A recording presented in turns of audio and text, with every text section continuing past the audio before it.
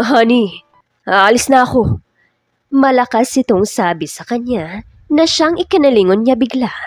Mukhang sinasadya talaga nitong lakasan ang boses nito habang tinatawag siya. Nagtataka siya dahil di naman ito ganun. Pero marahil dahil nasa bahay siya ng mga magulang at paniguradong rinig iyon ang ina na nasa kusina lamang. Pinuko lamang niya ito ng matalim na tingin saka muling humakbang patungong kusina. Di niya inaakalang mabibilis sa mga hakbang na ginawa nito, saka nahawakan siya sa kaliwang braso, sabay hila sa kanya. Di niya iyon napaghandaan. Pagharap niya, halos magkadikit na ang kanilang mukha. Nanlaki ang mga mata niya. Di niya lubos maisip sa sobrang bilis ng pangyayari. Walang pagdadalawang isip at bigla na lamang siya nitong hinalikan sa mga labi na lalo niyang ikinagulat. Natagpuan na lamang niya ang sarili na nakapikit habang nilalasap ang matamis nitong mga labi. Sobrang lakas din ang tibok ng kanyang puso. Di niya magawang mag-isip ng maayos, lalo pa at nakatuon ang pansin niya sa magkalapat nilang mga labi at pabango nitong tila baka tamis sa pangamoy. I'm so glad seeing you two falling for each other. Wika ng kanyang ina. Dahilan upang maputol ang halik na iyon. Sobrang nag-init ang kanyang mga pisngi. Pakiramdam din niya, nangangatog ang kanyang tuhod. Sobrang nahihiya siya sa kanyang ina. Mabilis niyang siniko si Rocco sa tagiliran. Mukhang napalakas pa ang kanyang ginawa dahil napaaray talaga ito. Sa loob-loob niya, tama lang din iyon dahil hahalikan ba naman siya ng pabigla-bigla. At ang nakakainis pa, nahuli pa sila ng kanyang mommy. Ouch! Narinig niyang daing nito. Nicole! Ano ka ba naman? Ikaw talagang bata ka! Sigaw ng ina habang papalapit sa kinaroroonan nila. Kumaripas na lang siya ng takbo. Naiwan ang asawang nakangiti sa kanya. Mas lalo tuloy siyang nainis dito. Parang mas gusto niya itong sapakin ng malakas. Weekend na. Nagpasalamat si Nicole at naitawid niya ang weekdays na pumapasok siyang nagko-commute. Sa simula, aminadong nahihirapan siya pero kinaya niya iyon at pinatunayan niya kay Rocco na magagawa niya iyon at nagtagumpay naman siya. Pababa na siya ng hagdan nang maisip niyang kunin ang kanyang cellphone sa silid nito. Panigurado namang nasa labas pa ito nagja-jogging. Kinuha nito iyon habang pababa siya ng kotse at aksidente iyong nalaglag. Kahit anong pilit niyang kunin iyon ay di nito binabalik sa kanya. Pangit na Rocco, ibalik mo na kasi sa akin yan. Ano ba? Nagsisigaw siya, ngunit mukhang wala itong narinig. Nagtuloy-tuloy lamang ito paakyat ng kwarto. You can have this phone back, but I think you're not ready yet to sleep in my room tonight. Nito, nang nasa bandang huling baitang ng hagdan. Malapad ang mga ngiti nito na para bang inaakit siya. Manigas ka! Pangit! Inis na sigaw niya. Tumawa ito ng malakas. Sa loob-loob niya, makukuha din naman niya iyon. Hahanap lamang siya ng tamang panahon. Binuksan na niya ang pintuan ng buong ingat, saka sumilip sa loob. Tahimik ang buong kwarto at mukhang wala nga doon ang asawa at marahil nasa gym pa rin ito.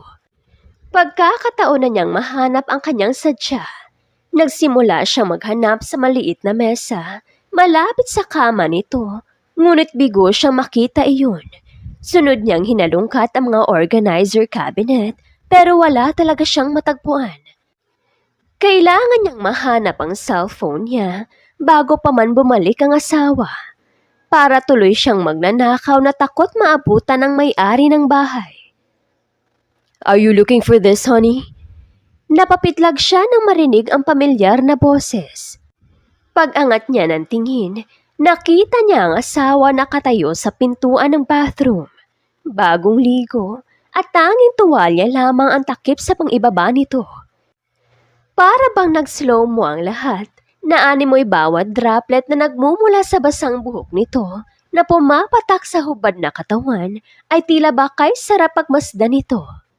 Bakit ngayon lamang niya napansin na namumukod tangi ang kakisigan at ganda ng katawan mayroon ito? Ang 6 na pirasong pandesal sa bandang tiyan ng asawa ay tila ba kay sarap haplusin. Ang sarap siguro sa pakiramdam na yakapin siya at sumandal sa matitipunong mga bisig nito. Hindi ko alam na natutulala ang asawa ko na makita ang katawan ko. Baka gusto mong alisin ko na ang tuwalyang suot ko nang mapagmasdan mo ako ng mabuti. Nito, sabay ng isang pilyong ngiti. Bigla siyang nataranta nang tangkain itong hubarin ang tuwalyang suot. Don't be shy, Nicole. I know why you sneak into my room. Dahil lihim mong pinagnanasaan ang katawan ko, right? Nito, habang papalapit sa kanya. Sobrang lakas ng kaba ng kanyang dibdib at napapaatras siya. Huwag kang lalapit, pangit. Wala akong pakialam sa katawan mo, ano? Kailangan ko yung cellphone ko, kaya huwag kang magsalita dyan ng kung ano-ano. Akin na kasi yan.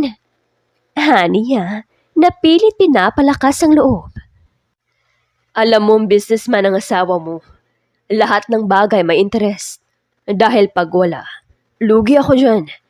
So what do you have that you can offer para magbago ang isip ko na ibalik sa iyong cellphone mo? Wika nito na naupo sa kama. Nakahinga naman siya ng maluwag. Kahit papano, nabawasan ang kabang nararamdaman niya. Anything. Niya nang walang maisip. Really? Anything? Well, siguro naman di mo nakakalimutan ang sinabi ko sa iyo kagabi para makuha mo ang phone na to. So, what do you think? At talagang nakipagnegosasyon ito dahil lamang sa cellphone. I will cook for 3 days. Mabilis niyang wika na hindi nag-iisip. Saglit na namayani ang katahimikan. Paglingon niya, nakabihis na ang asawa at tumakbang ito papalapit sa kanya. No, I want you to make it 1 week. Take it or leave it. Nito, sabay abot ng kanyang phone. What? No way! Gusto mo lang talaga akong alilain eh. Nakasimangot niyang sabi. Ayaw mo ba? Okay, akin na lang. Mabilis pa sa kidlat na kinuha niya sa kamay nito ang kanyang cellphone. Saka walang paalam na lumabas ng kwarto. Nakahanda ng kumain ng agahan si Rocco. Wala naman siyang pupuntahan, kaya naisip niyang umuwi sa bahay ng mga magulang. Isasama niya si Nicole para kahit papano, malibang man lang at makapag-unwind. Natutuwa naman siya kahit papano dahil nakikita niyang may pagbabago sa asawa. Nababawasan na ang pagiging party girl nito at mukhang natututo naman. Pagpasok pa lang ng kusina, amoy na niya ang tila nasusunog. Nakita niya ang asawa na nakatayo sa harap ng lutuan. Umuusok na ang niluluto nito sa may kawali. Ngunit natatakot itong lumapit doon. Agad siyang lumapit at pinatay ang apoy. Sunog ang pritong isda, maging ang itlog na naroroon na sa platong pinaglagyan nito. What are you doing, Nicole? Agad niyang tanong. Noon lamang niya napansin na pawisan ito at namumula ang mga mata. Napansin niyang tinago nito sa bandang likuran ng isa nitong kamay. Di mo ba nakikita? Nagluluto nga, di ba? Pasigaw nitong sagot. Lihi naman siyang natuwa. At least, seryoso ito sa binitawang salita sa kanya. Really? I thought you're trying to burn the house. Malakas din sabi niya at sadyang diniinan ang mga sinabi. I'm trying to cook a meal, okay? But I end up burning myself while cooking some breakfast. Manghiyak-ngiyak nitong sabi. Nahabang naman siya sa itsura nito. Saksi ang sunog na ilang pirasong isda at itlog na sinubukan nga nitong magluto. Di naman ito sanay sa kusina, pero pinipilit nitong matuto at to pa rin ang napagkasunduan nila. Okay, I'm sorry. Pwede ka naman magluto. Magpatulong ka lang kay Manang Bebang. Come here. Hinawakan niya ito sa isang kamay at pinaupo sa upuan. Kinuha niya ang first aid kit at nilagyan ng cream ang napasong parte ng kamay nito. Parang gusto niya itong yakapin at sabihin di nito kailangang magpakahirap, pero mas pinili niyang iwaglit sa isip. Para di naman sa ikabubuti nito ang ginagawa niya. Baka kasi sa susunod, hindi na nito tuparin ang bibitawang salita kung papayagan niyang mas mangibabaw ang awang nararamdaman niya para sa asawa. Habang nasa biyahe, muling nagbabad sa social media si Nicole. Pinilit siya ni Rocco na sumama dito. Uuwi sila sa mga magulang nito at 3 oras ang biyahe mula sa bayan. Ayaw niya noong una, pero wala rin naman siyang magagawa kundi ang sumama dito. Ano na lang daw ang sasabihin ng mga magulang nito sakaling di siya sumama.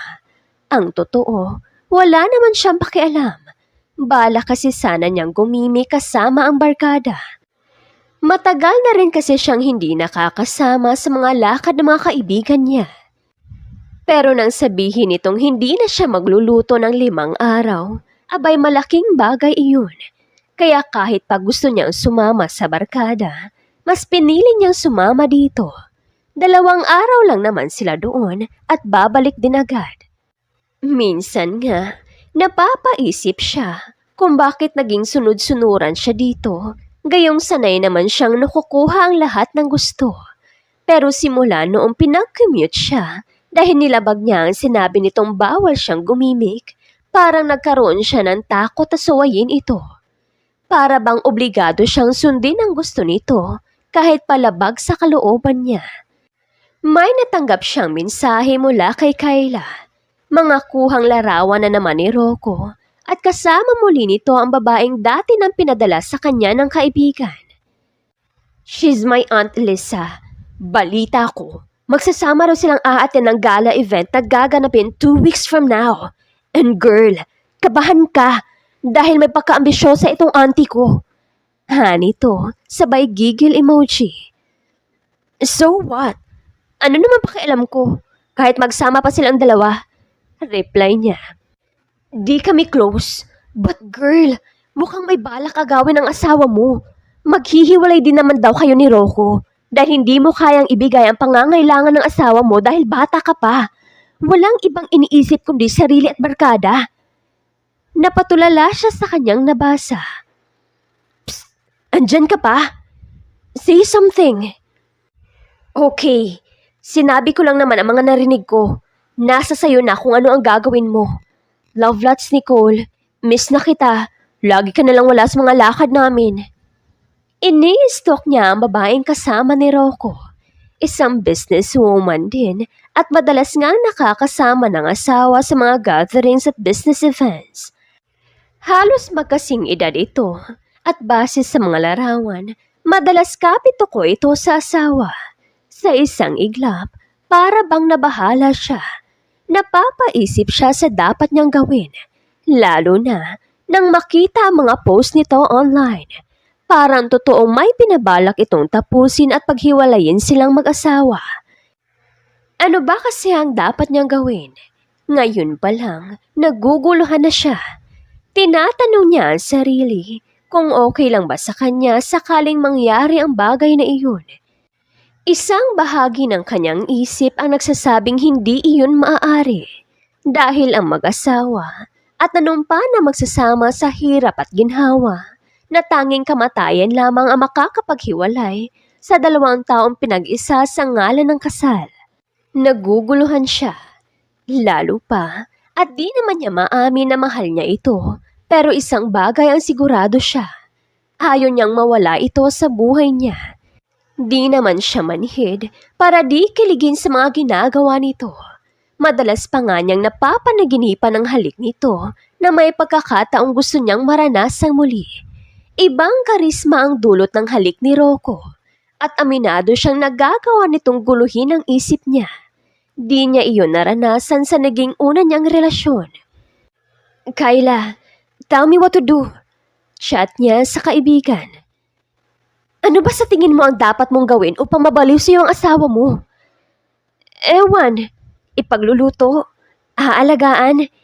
Wait, tama bang naiisip ko? Bakit? Huwag mong sabihin hanggang ngayon di niyo pa nagagawa ang bagay na yun. Normal na ritual lang yan sa mag-asawa, girl. At kung talagang gusto mong hindi na tumingin sa iba yang si Rocco, abay, kumilos ka na. Pinamulahan siya ng pisngi sa nabasa. Siyempre, hindi ko pa sinusuko sa kanya Nag-kiss kami. Pero basta, di pa namin nagagawa yung ritual na sinasabi mo. Di naman pwedeng ako ang gagawa ng paraan. Haniya, sabay hinga ng malalim. Mukhang wala yata siyang lakas na loob na gawin iyon. Akitin mo kung kinakailangan. Asawa mo naman yan, kaya okay lang yan. Basta, kailangan mong gawin yon bago pa man ang gala. Sige ka, gigising ka isang araw na nasa kandungan na ng ibang asawa mo. Huling mensahe nito bago pa nagpaalam. Nanatili siyang may malalim na iniisip. Tinatanong ang sarili kung ano ang dapat niyang gawin. Sa huli, napabuntong hininga na lamang siya at nagpa siyang umidlip na lang. 1.5 oras pa ang biyahe. Tahimik lang din naman ang asawa habang nagmamaneho. Pagkagising niya, nakapark na ang kotse sa harap ng isang malaking bahay. Napangiti siya na makitang nasa kanya ang jacket ni Rocco na ipinangkumot sa kanya. Wala na ito sa kotse, kaya nagpasya na siyang lumabas na rin. Sinalubong siya ng ina nito na may masiyang ngiti sa mga labi. Halos di mapakali si Nicole. Laman ng kanyang isip ang sinabi ni Kyla.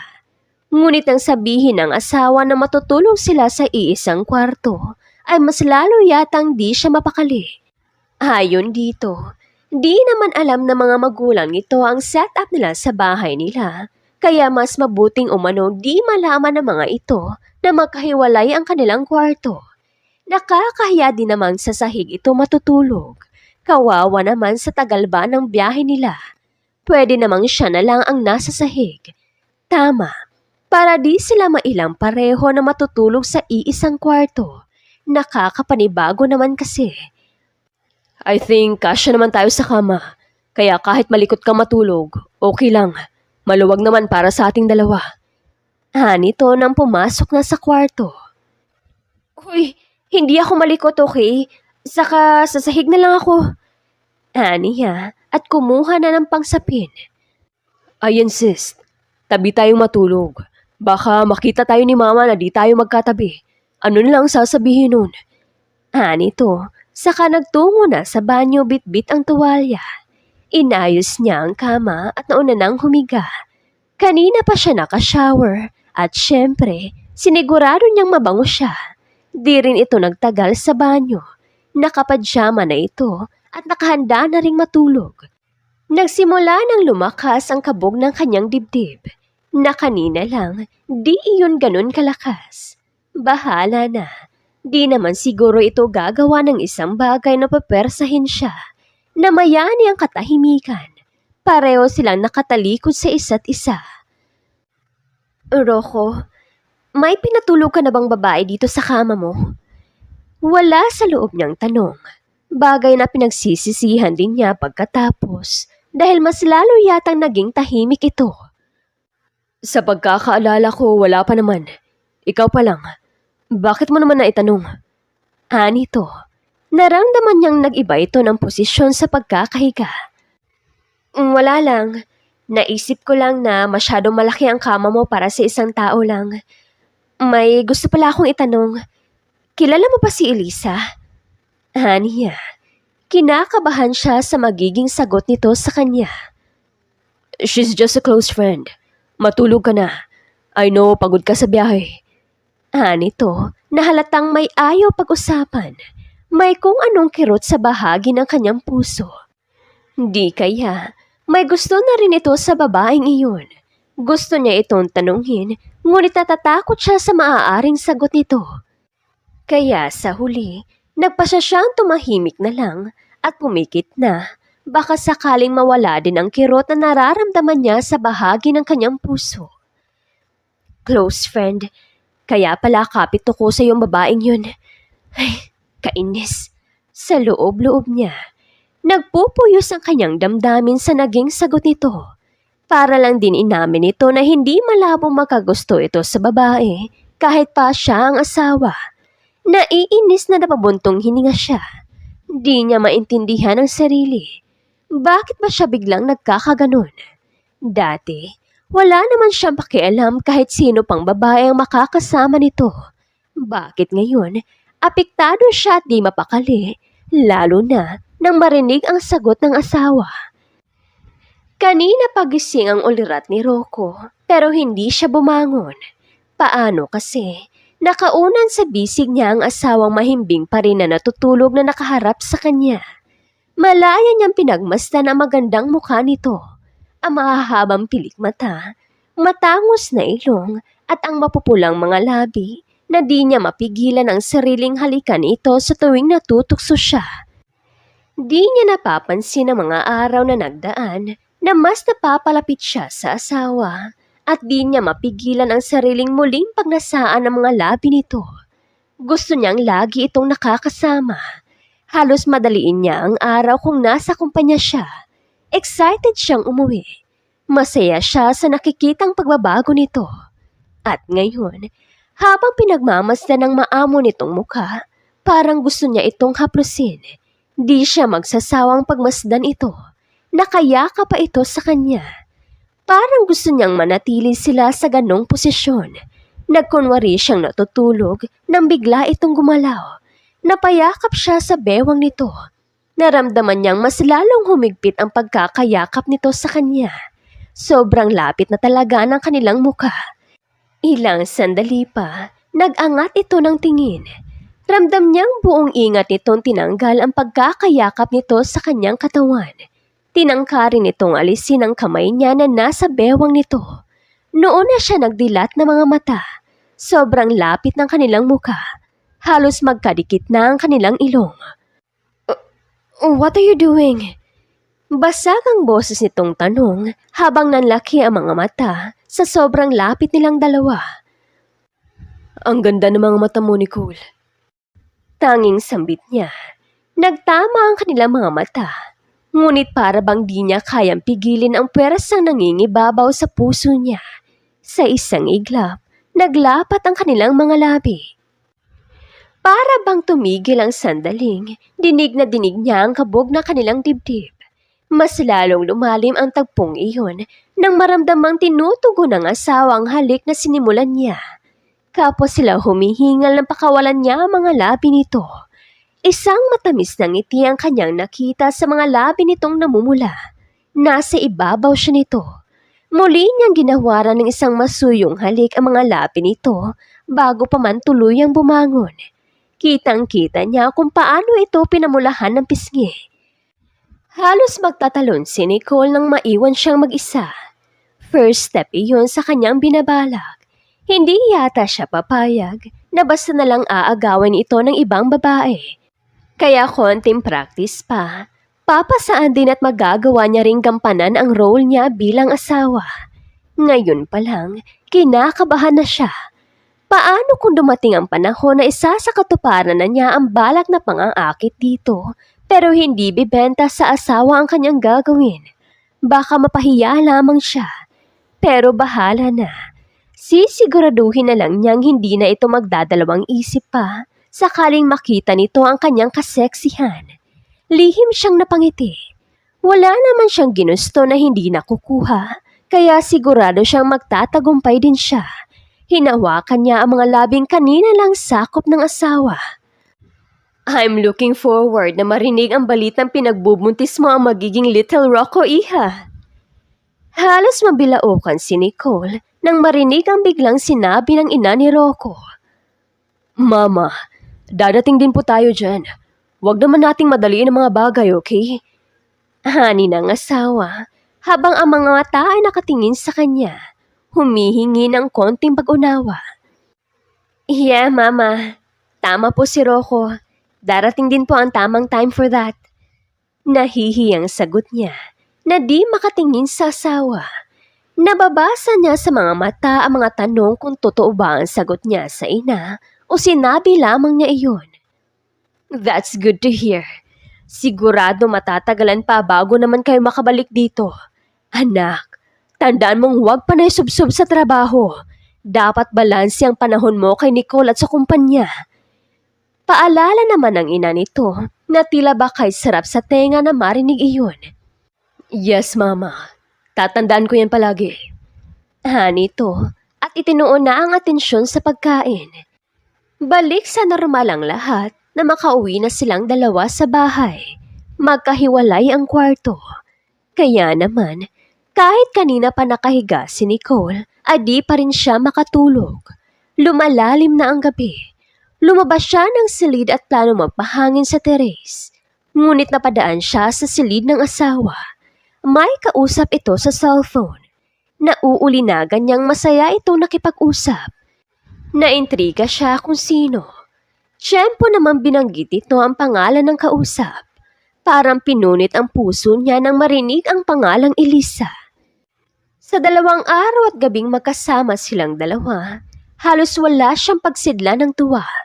Lagi silang nag-uusap at magkasama. Ni hindi nga niya nakitang gumamit ito ng cellphone sa tuwing kasama siya nito. Ramdam niya na nasa kanya ang buong atensyon nito. Halos isuko na nga niya ang sarili dito nang minsang kumagat ito sa kanyang pangaakit. Pero hindi. Hindi siya makakapayag na maagaw ng babaeng iyon si Rocco. Wala sa bokabularyo niya ang isuko na lang basta ang kanyang pag-aari. Hanggat mag-asawa silang dalawa, di siya dapat mawalan ng pag-asa na mahuhulog din ang loob nito sa kanya isang araw, tulad na nangyari na nagising na lamang siyang mahal na niya si Rocco. Dito lang po ang part 2. Abangan ang finale. See you soon!